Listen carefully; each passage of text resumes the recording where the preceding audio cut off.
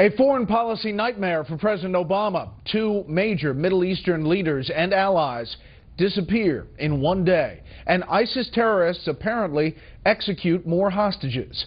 This is Special Report. Good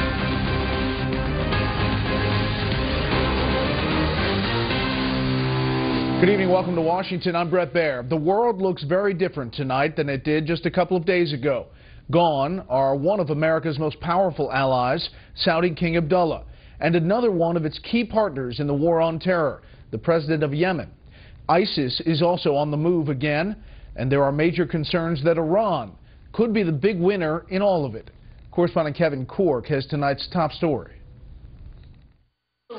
With the death of Saudi King Abdullah and Saudi Arabia's neighbor Yemen careening into chaos, two key U.S. allies in the Mideast facing uncertain futures, and that's raising the specter of an increasingly influential Iran in the region. The Obama administration could be looking at the beginning stages of a Mideast domino effect, one that ends with Tehran filling a power vacuum. As for Yemen, you've got terrorists that thrive on chaos, and so that's part of why it is such a dangerous place. Some people have called it the new Afghanistan, meaning Afghanistan back before 9/11. And now the end of an era for the Saudis, the kingdom losing a monarch whose relationship with the U.S. was among the most cooperative in the region. King Salman ascends to the Saudi throne as his nation is struggling with plummeting oil revenues and increasing attacks from jihadists. Couple that with instability throughout the region, from Lebanon, Syria, and Iraq to Pakistan, Afghanistan, and now Yemen. And it's clear why the Saudis are on edge, even as new questions arise about America's role in the region. Saudi Arabia going through a transition.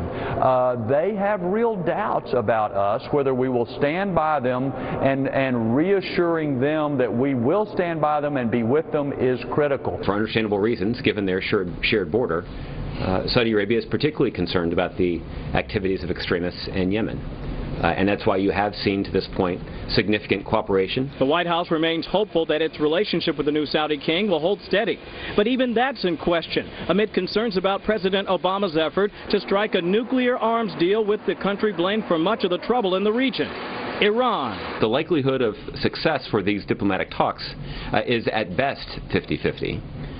But the reason they are worth pursuing is they are the best way to resolve the international community's concerns about Iran's nuclear program. A diplomatic opening overseas, say White House officials, but one that has plenty of critics here at home. The Iranians are destabilizing the Mideast. They want a nuclear weapon, and their missile program is inconsistent with a moderate, peaceful regime. This is a disaster in the making. At this point, the president is choosing not to attend an event in Saudi Arabia honoring the late King Abdullah. Vice President Joe Biden will go in his stead, while the president goes ahead with a previously planned trip to India. Brett? Kevin Cork live on the North Lawn. Kevin, thank you. The fall of Yemen's government has the U.S. military on alert in case Americans need to be evacuated, and policymakers on alert to deal with growing uncertainty there. Correspondent Leland Vittert is live at the Pentagon tonight. Good evening, Leland. Well, good evening, Brett. Yemen has never been a paragon of stability, but in the past 36 hours, that country has gone from merely dangerous to lawless and chaotic. Even here at the Pentagon, they admit they really don't know what is exactly going on there, who, if anyone, is in charge, and for that matter, the true intentions of the Iranian-backed militia that appears to control the capital of Sana'a. So far, the U.S. Embassy, which resembles something between a large compound and well-guarded fort, is secure.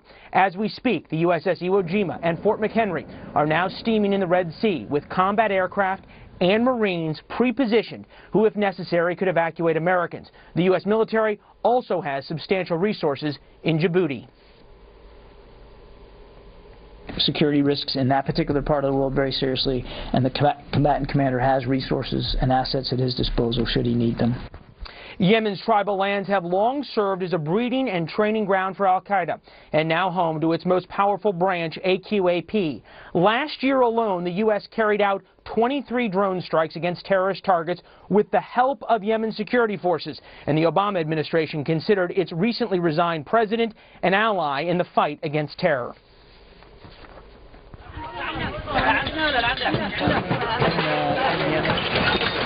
In many places around the world, it makes missions like that much more effective. There's no question about it. But we've also proven the ability to go after terrorists in various places around the world unilaterally, and we will still retain that right, that responsibility. Given its critical location along the Gulf of Aden and shores on the choke point leading to the Suez Canal over the decades, Yemen has long proven a prize worth fighting for. If the Iranian-backed militias that are currently fighting are able to consolidate power, Brett, not only would it change the tactical map of the Middle East, but the strategic one as well. A lot of ships go through that Suez Canal. Another topic, Leland, the Wall Street Journal reported that the U.S. and Iraq have begun preparations to try to retake the city of Mosul from ISIS this summer. Admiral Kirby was asked about current airstrikes and if they have anything to do with that. We know that that's key terrain, and we know that eventually retaking Mosul must be done. It's going to have to be done. But we're not putting a fixed timeline on it. And the other thing I'd want to point out is that we're not going to go any faster than our Iraqi partners can go. So, Leland, I guess the question is, does this mean that there would be real boots on the ground, U.S. soldiers fighting alongside Iraqi soldiers to take Mosul? Well, the Pentagon here, they say reports that there's been some kind of change in the role of U.S. advisors are false. They say that U.S. advisors are still under those very same and very strict orders. Avoid the enemy, avoid combat, and stay out of harm's way. A senior defense official, though, did look at me earlier today and say, it's Iraq, anything can happen. Anything can. Leland Vittert, live at the Pentagon. Leland, thank you. They are murderous and treacherous. They are also consistent. ISIS terrorists claim they made good today on their threat to kill a pair of hostages. Chief Intelligence Correspondent Catherine Herridge tells us what we know tonight. The U.S. intelligence community is reviewing a series of tweets from an ISIS-linked account that claims 2 Japanese hostages were executed after a 72-hour deadline for their government to pay a $200 million ransom had passed. This countdown clock showing the 2 hostages in orange jumpsuits was tweeted from the same account earlier in the day. The White House and State Department offered broad support for Tokyo, but no specifics. We've seen those reports. I believe you're referring to reports on Twitter. We don't have any confirmation of those reports. The United States is fully supportive of Japan in this matter, and we stand in solidarity with Japan, and we're coordinating closely with them. Look closely at the shadows behind the 2 hostages and executioner. With only sunlight, they should be cast in the same direction. But here they converge, suggesting more than one light source. Some analysts also note sunlight would not cause unusual shadows on the hostages' faces, suggesting the possible use of a green screen. It could be very well that this has been shot inside a studio with a background, the same one what we have here in TV studios. ISIS has a media production arm and control of a half-dozen TV stations.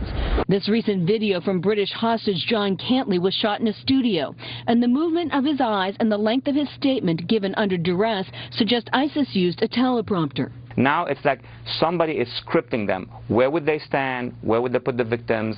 And that's an advance. The Japanese Prime Minister was traveling in the Middle East and told reporters in Israel that radical Islamic terrorism must be crushed, but he did not rule out negotiations with ISIS.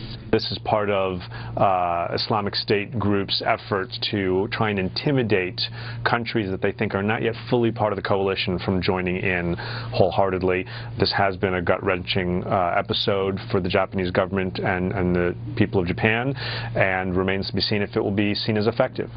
$200 million ransom demand is no accident. Japan recently pledged the same amount to support the anti-ISIS campaign. Confirmation the hostages are dead will be based on the forensic analysis of an execution video, and none has been posted yet, Brett. Okay, Catherine, thank you. You're welcome. Up next, not even the head of the U.S. delegation to Cuba knows whether diplomacy is going to work there. First, here's what some of our Fox affiliates around the country are covering tonight. Fox 25 in Oklahoma City with some of the first images of a fatal police shooting captured on a new body cam. The officer responded to a call about a man threatening people at a wedding. He chased the suspect, who then turned. Muskogee police say the video shows the suspect tried to pick up a gun. We're freezing the video before the officer fires. WPRI in Providence, Rhode Island is tracking the first big winter storm along the busy Interstate 95 corridor. Some areas could get up to 8 inches of snow tonight. There will also be freezing rain and ice. And this is a very rainy and gloomy look at Atlanta. They are there. Fox 5 is our affiliate. And to the east of the city in Grovetown, Georgia, inmates have a new wardrobe. And it's all pink, as you can see.